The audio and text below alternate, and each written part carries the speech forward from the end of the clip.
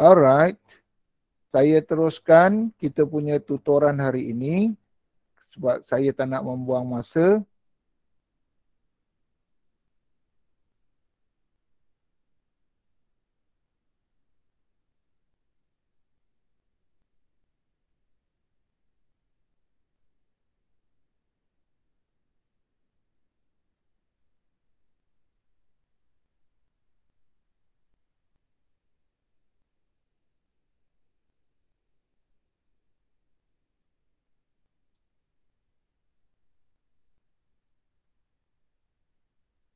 Okey, tutoran hari ini kita akan buat sudokod berdasarkan kepada program analisis problem yang kita telah belajar sebelum ini. Baik, sudokod ini adalah algoritma, ada dua algoritma iaitu sudokod dan flowchart. Hari ini saya akan ajar anda untuk membuat sudokod dari problem statement yang kita telah belajar minggu lepas, kita telah belajar sebelum ini iaitu input, process and output yang saya telah bulatkan ni. Yang saya telah bulatkan ni, ini anda telah belajar cara mencari input, proses dan output. Hari ini kita akan belajar sudokod. Sudokod ini ialah algoritma. Algoritma ada dua, satu sudokod dan satu lagi ialah flowchart. Dan esok di kuliah saya akan terangkan tentang design a solution. Alright, untuk penulisan sudokod, pertama sekali kita kena ada start dan berakhir dengan stop. Start berakhir dengan stop, begin berakhir dengan end. Ada yang tanya pada saya, adakah start dan stop, begin dan end ini boleh diterbalik-terbalikkan? Suka hati kita untuk letakkan start dengan end, begin dengan stop. Jawapan saya ialah tidak boleh. Tidak boleh. Walau bagaimanapun, walau kita Google, ada penulisan sudokod yang bermula dengan start dan berakhir dengan end. Itu kalau kita Google memang ada. Tetapi untuk anda sebagai pelajar matrikulasi, kita kena ikut format yang telah ditetapkan oleh bahagian matrikulasi. Jika start akan berakhir dengan stop dan begin akan berakhir dengan end. Okey, baik. Sekarang kita akan teruskan. Input, proses dan output ini akan berada di antara start dengan stop. Jadi di tengah-tengah itu kita akan masukkan apa yang telah kita pelajari. Apa yang telah kita pelajari sebelum ini, sebelum design a solution, step to solve a problem, iaitu problem analysis, dan yang kedua ialah design a solution. Jadi kita akan masukkan input, proses dan output, dan input kita akan tukarkan perkataan input, read, get, insert, enter, itu kita boleh masukkan di dalam sudokod. Jadi pilih salah satu, sama ada anda pilih input, ataupun anda pilih read, ataupun anda pilih get, ataupun anda pilih insert. Manakala output, anda boleh menulis output sebagai output, display dan print. Pilihlah mana yang sesuai bagi kita untuk kita membuat sudokod. Okay, sekarang kita pergi kepada tutoran kita. Sekarang kita pergi pada tutorial kita. Tutorial yang pertama, anda telah menjawab tutorial ini. Saya bagi contoh pada soalan nombor 2. Soalan nombor 2. Soalan nombor 2.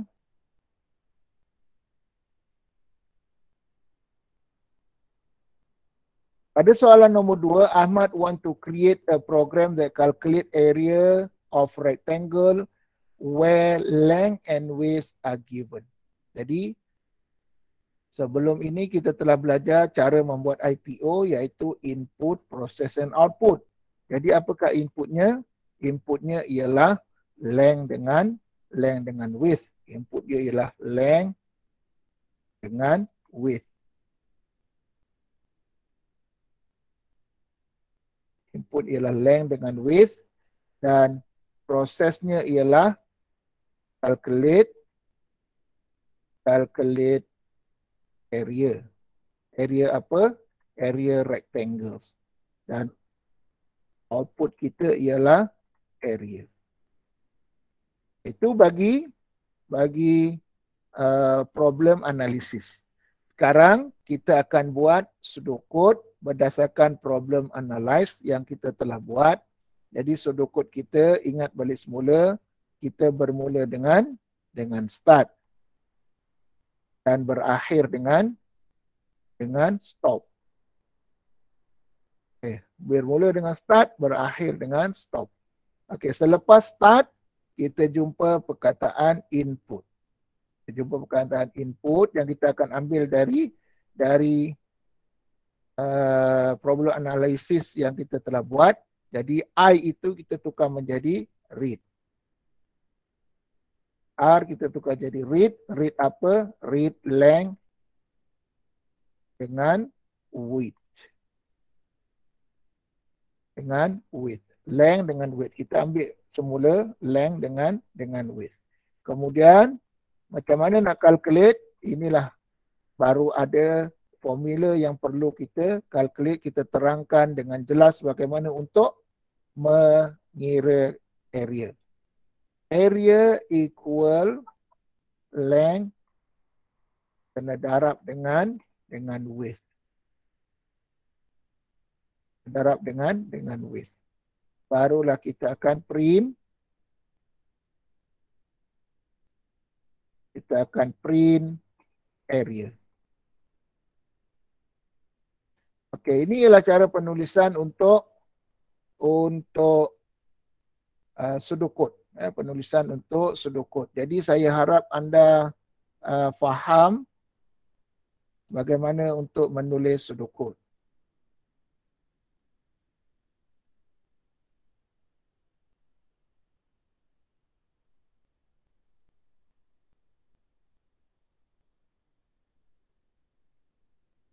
Jadi saya harap anda faham cara bagaimana untuk kita menulis pseudocode. Kalau anda kata tak faham, sila interrupt saya terus. Tanya terus apakah yang anda tidak faham. Sebab saya pun tak tahu anda faham ke tidak. Okey, saya teruskan soalan seterusnya. Bagi soalan seterusnya saya nak ambil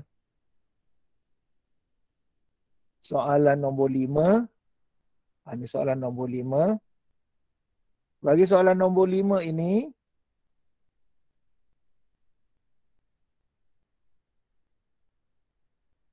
a government tax of 6% and the service tax of 10% will be added to the price of set of meal bought at MCK. Calculate the total price that Abu has to pay of the set of meal. Cara yang pertama kita buat untuk solve the problem, kita kena tahu IPO. Jadi idea ialah, apakah idea? Idea ialah price of meat. Price of milk. Kemudian kita punya proses ialah calculate total price. Calculate total price. Calculate total price dan kita punya O ialah total price. Baik, pastikan dekat sini kalau kita menulis, ikutkan dekat sini, kalau kita menulis di atas ini ialah total price pada kita punya proses, dan pastikan output kita pun mesti total price. Kalau di dalam proses kita tulis calculate price, maka output kita pun akan tulis price sahaja. Kalau dekat atas kita tulis price tetapi dalam output kita tulis total price, maka ia salah. Dengar baik-baik, ramai yang buat kesilapan. Jadi sebelum ini ada kelas-kelas yang menghantar kepada saya tutoran dan banyak membuat kesilapan tersebut. Kalau di proses itu kita letakkan variable total price, maka output kita kena letakkan total price saja. Jangan ubah perkataan lain. Okay, next kita akan buat kita punya sudokod. Okay, sudokod kita bermula dengan begin. After begin, jarakkan sedikit, pastikan ia ke hadapan. Kita ada indent dekat situ. Jadi pastikan ia jarak. So kerana begin dan end itu adalah perkara yang berbeza untuk task di komputer. Jadi after begin, kita akan read apa? Read price mil. Price mil. Artinya selepas begin, kita read input ya. Kemudian kita akan buat dia punya proses. Prosesnya apa? Prosesnya ialah total price. Total price equal price. Ini kena tambah dengan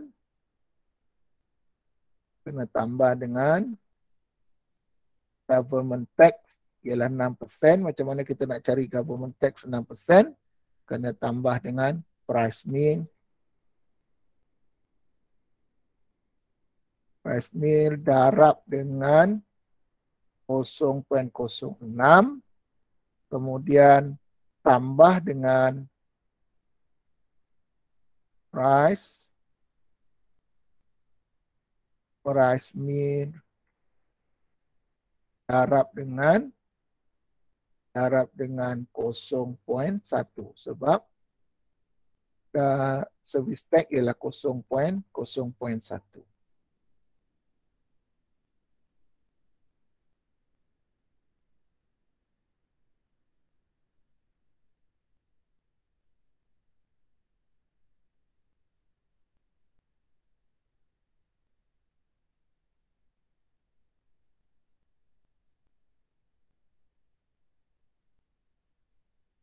Kemudian selepas anda membuat pengiraan untuk proses, anda akan print total price. Ini yang saya kata tadi. Kalau kita letakkan dekat atas ini hanya price, kita letakkan price tetapi di bawah kita tulis total price, maka ia salah. Kerana pengiraan di atas untuk price. Di bawah kita tulis print total price.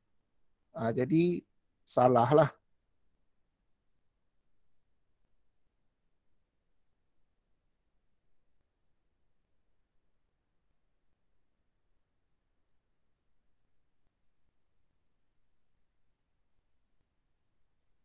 Jadi salah. Jadi kalau di atas price, dekat print ataupun output pun kena letak price.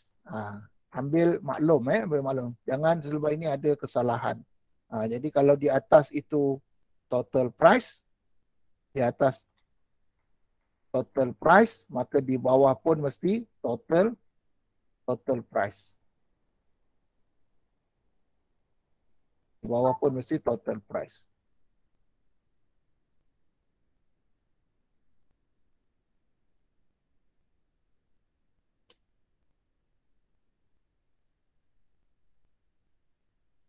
Baik, seterusnya kita pergi pada soalan lain. Okey, soalan lain.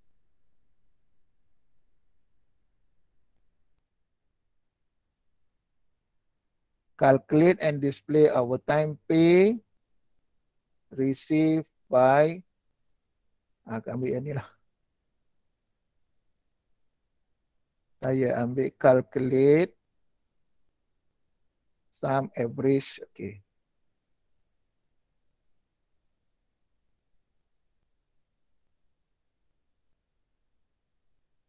Saya ambil yang ini, soalan calculate and print the sum, average and multiplication of two given numbers. of two given numbers. Macam mana kita nak buat?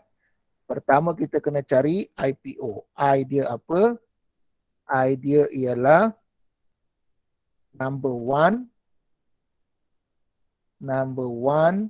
and number 2. Prosesnya apa? Prosesnya ialah calculate sum, average, dan multiplication. Sum, average, and multiplication.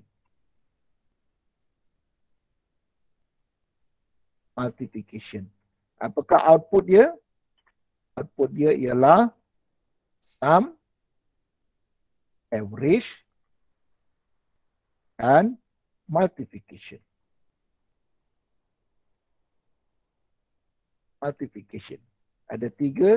Ada tiga output. Jadi macam mana kita nak tuliskan dia punya pseudocode? Kita bermula dengan start.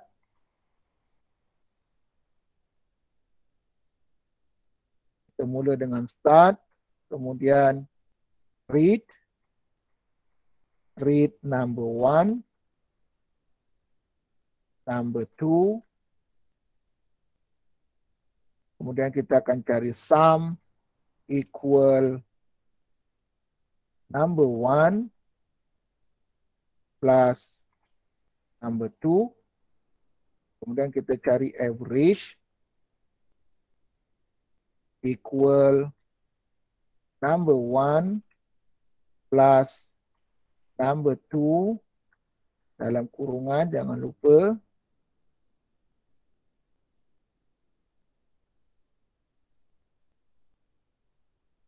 Kemudian kita bahagikan dengan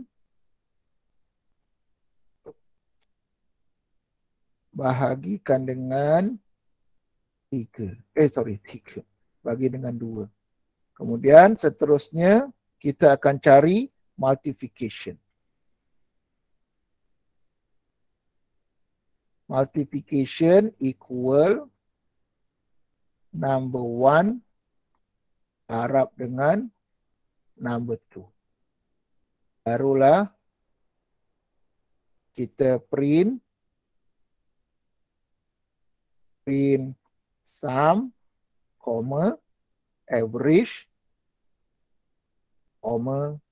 dan multiplication. Kemudian kita akan stop untuk program tersebut. Itu bagi tutorial 1. Sekarang kita akan masuk tutorial 2. Baik, untuk tutorial 2, kita tak boleh lagi untuk menjawab tutorial 2, 2.1 dan 2.2. Kerana 2.1 ialah repetition dan 2.2 pun ialah repetition. Jadi, apabila repetition ia merupakan technical, esok dalam kuliah saya akan ajar bagaimana untuk menulis pseudocode repetition. Jadi kita pergi pada satu tutorial week 2.3. Ini ialah secara sekuen. Kita tengok soalan nombor 1. Soalan nombor 1. Convert weight from kilo to pound. Ini ialah bagi soalan nombor 1.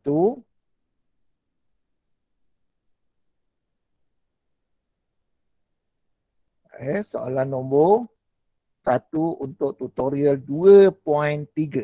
Jadi kita menjawab soalan tutorial 2.3, kita kena tahu buat IPO. Jadi I dia ialah weight. Weight kilogram. Sebab kita nak tukar dari kilogram ke pound. Jadi weight in kilogram. Kita punya proses ialah convert weight kilogram to pound. 8 kilogram to pound. Dan output kita ialah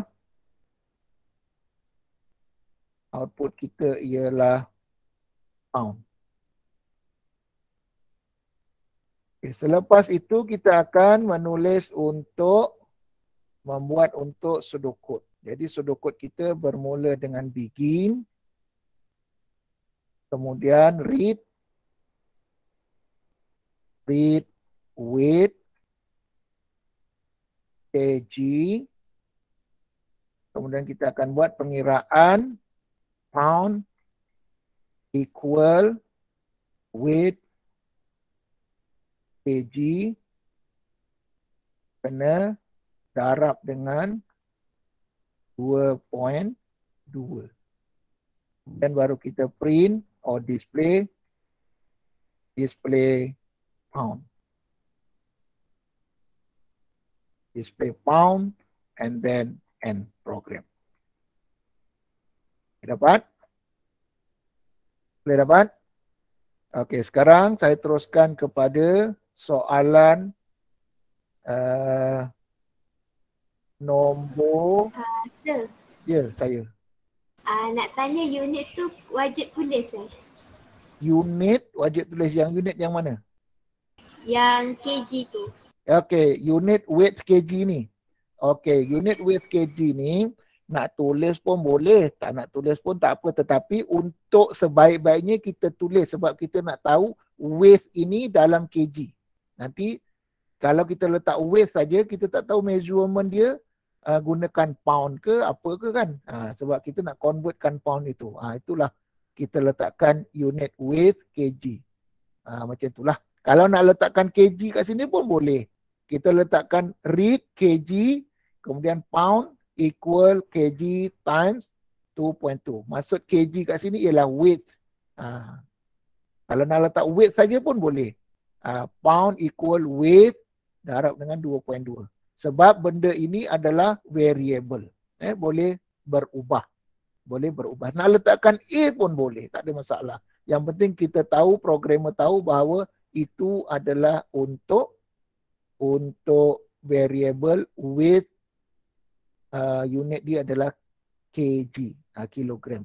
Kalau kita nak letakkan read Amesiatul pun boleh juga. Amesiatul itu mewakili weight bagi kilogram. Boleh juga sebab itu ialah variable, pemboleh ubah. Yang penting programmer faham. Boleh? Faham?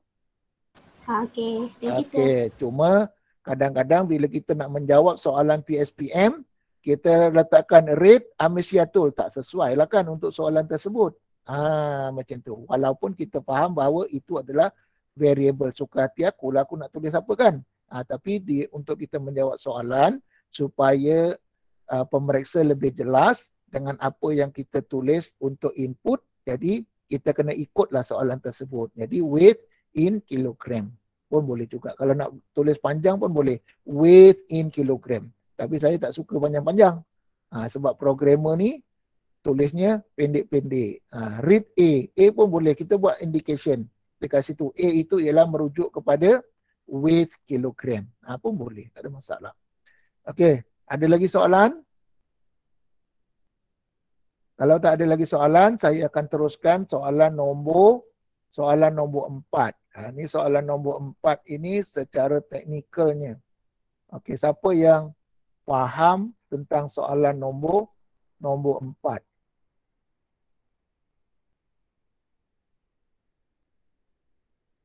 Ini soalan nombor 4. Alamak, buka surat yang baru. Saya pergi pada muka surat yang baru senang supaya kita jelas. Okey, ini soalan nombor 4. Siapa yang faham soalan nombor 4? Siapa yang faham? Siapa yang tak faham soalan nombor 4, sila angkat tangan. Siapa yang tak faham soalan nombor 4, sila angkat tangan. Kalau anda faham, bermaksud saya tak perlu terangkan lah. Soalan nombor 4 anda dah boleh buat dia punya sudokod. Okey, Muhammad Iqmal, Adib, dah angkat tangan dah. Okey, ramai yang angkat tangan. Okey, maknanya anda tak faham soalan tersebut. Bila kita tak faham soalan yang diberi, maka kita tak akan dapat menyelesaikan masalah tersebut. This is a problem statement. If you don't understand for the problem statement, you cannot solve for the problem. This is very difficult how to solve a problem. Okey, ini adalah soalan PSPM yang lepas. Ini soalan PSPM yang lepas. Kita tengok soalan PSPM, macam inilah bentuk PSPM dan soalannya menyuruh kita membuat flowchart. Tapi kita buat sudokod hari ini. Jadi flowchart dengan sudokod sebenarnya benda yang sama, cuma sudokod berbentuk tulisan tetapi flowchart adalah berbentuk grafik, graphical. Okay, now kita fahamkan dulu soalan ini. Soalannya ialah, kita baca soalan dulu. Ahlim plan to install floor tile for his guest area space with a rectangle shape. Rectangle shape. Jadi Ahlim ini nak meletakkan jubin ataupun tiles pada kawasan guest area. Guest area ni ruang tamu lah. Ruang tamu. Dan areanya adalah rectangle. Maknanya rectangle shape ni segi 4. Sama ada ia segi 4 tepat ataupun segi 4 sama, tak kisahlah. Yang penting rectangle. Segi 4, segi 4. So, the price per square feet of floor tiles will be determined after Lim choose the suitable tiles. Maksudnya sekarang tiles ini ada berbeza-beza di pasaran. Ada tiles yang ukuran tiles itu ialah 1 square feet, 1 kaki persegi. Ada juga tiles yang 2 kaki persegi. 2 kaki persegi. Ada juga tiles yang dia memanjang. 1 kali 2. Memanjang macam ni. 1 darab dengan 2 kaki. Ada memanjang macam ni. Jadi kita tak tahu Lim akan memilih untuk jumlah tiles apa. Kita tak tahu. Jadi kita kena tahu. Kita kena masukkan dalam input Encik Lim ini memilih tiles yang mana. Okey, kalau dia memilih tiles yang nombor 1, maka kita akan bahagikan area ini. Kita ada length dengan width kan. Kalau nak mengira rectangle, kita ada length dan width. Barulah kita akan dapat area kan. Area equal length kena darab dengan width. Jadi area ini kita akan bahagikan sama ada ukuran dia 1 kaki persegi atau 2 kaki persegi atau 1 darab 2 kaki persegi untuk memenuhi keseluruhan jumlah guest area ini. Jadi kita kena tahu berapa jubin yang ada, barulah kita boleh mengira total cost keseluruhan tiles.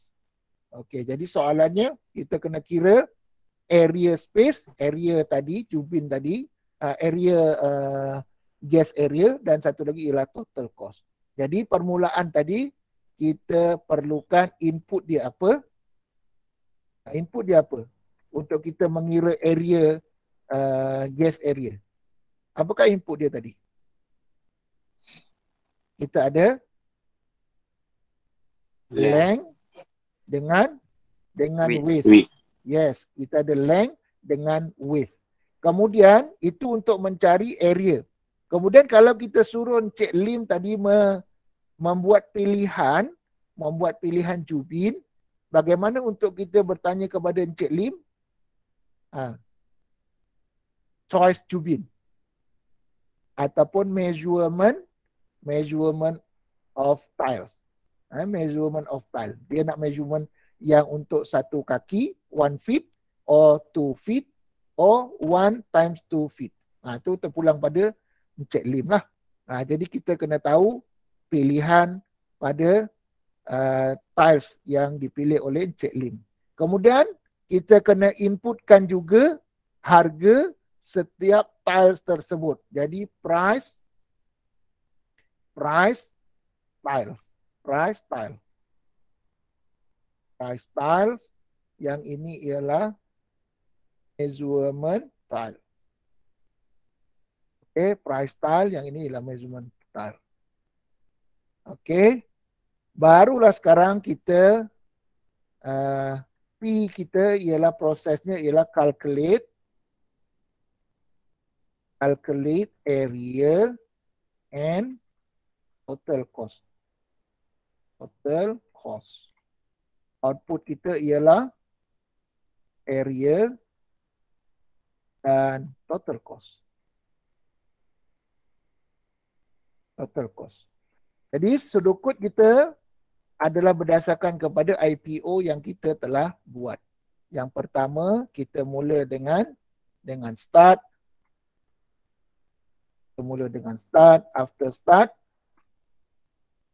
After start read length width measurement of tiles and price of tiles. Jadi saya buat ringkas-ringkas macam inilah. Saya tak nak panjang-panjang untuk membuat variable. Jadi kita tahu bahawa M tiles tu adalah untuk measurement tiles, P tiles itu ialah untuk price per tiles. Kemudian kita akan calculate area. Macam mana nak calculate area? Area equal length times width. Area equal times length width. Jadi lebar dengan apa nama? Panjang. Kemudian kita cari yang kedua ialah jumlah tiles. Jumlah tiles. Kerana kita dah tahu bahawa Encik Lim akan pilih tiles itu berdasarkan kepada M tiles, iaitu measurement tiles. Jadi kita kena cari jumlah tiles. Kita dah tahu area, jadi kita kena tahu total tiles, P tiles, iaitu total tiles. Ini ialah total tiles lah. Total tiles equal apa? Nak cari total tiles, keseluruhan tiles. Area kena bahagikan dengan M tile. Barulah kita tahu berapa jumlah tiles yang ada di dalam gas area. Kita dah dapat jumlah keseluruhan tiles. Bila dah dapat jumlah keseluruhan tiles, barulah kita akan kira total tiles. Jadi total cost. Jadi total cost equal total tiles kena darab dengan price tile. Baru kita akan dapat total cost. Dan dah dapat pengiraan semua sekali. Apa yang harus kita display? Yang harus kita display ialah area dengan total cost.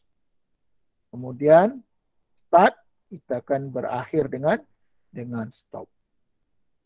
Okey, boleh dapat? Saya harap anda dapat menjawab soalan tutorial nanti. Jadi kita ada 2 tutorial lagi untuk 2.3. 2.3 untuk soalan nombor 2 dan soalan nombor 3. Jadi saya harap anda boleh menjawab soalan nombor 2 dan soalan nombor 3. Sila hantar pada saya melalui Telegram group. Melalui Telegram group. Jadi hantarkan kepada saya, buatkan IPO dan sudut kod bagi soalan 2.3 soalan nombor 2 dan soalan nombor 3. Sila hantar di dalam Telegram group. Jadi sebelum saya akhiri kita punya tutoran, saya share balik semula anda punya kehadiran. Muhammad Nur Azim tidak hadir ni, dah 3 kali dah ni kita hadir ni. Nur Balkis 2 kali tak hadir, 10 hari bulan. Sila isikan 10 hari bulan. Ini Nur Azim ni dah 3 kali, nanti amaran pertama akan dapat dari HAP. Tolong beritahu Nur Azim ni kalau Nur Azim ni tak ada. Kalau dia tak bersama dengan kita, ada. Ada, sila isikan kehadiran anda. Kalau ada, tolong isikan kehadiran anda ni. 10 hari bulan dan 12 hari bulan. Samalah juga dengan Balkis. Tolong isikan kehadiran sebab HAP berdasarkan kepada jam tutoran dan jam kuliah kita. Dia bukan kira hari. Dia kira 3 jam tak hadir, maka surat amaran 1 akan keluar. Jadi tolong isikan. Jadi tak menyusahkan. Kita jaga antara kita. Okey, itu saja untuk hari ini. Pastikan anda menjawab soalan tutorial 2.3 untuk soalan nombor 2 dan nombor 3. 2 soalan saja. Jawab dan hantar pada saya di Telegram group. Di Telegram group. Jadi itu saja untuk hari ini.